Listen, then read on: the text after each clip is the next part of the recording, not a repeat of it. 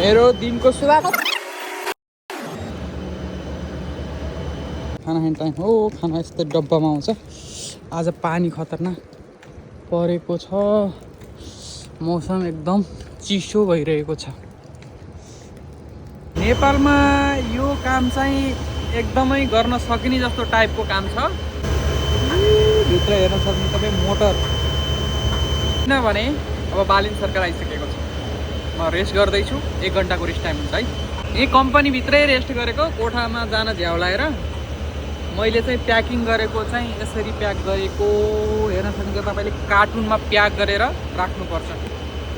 Machine रोकेर बिस्तारै गर्ने हो चिल पारामा। हावा हान्दै फोहोर त हुन्न, त्यही पनि हावा हान्नुपर्छ क्या।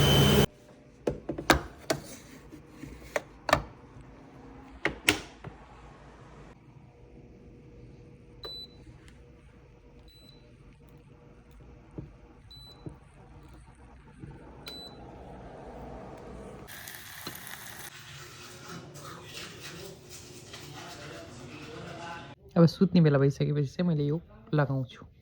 सबैजनालाई हस्त धन्यवाद। अडिबलको नयाँ एपिसोड 2 अझै यहीँ हुनुहुन्छ? जानुहोस् भोलि भेटौँला।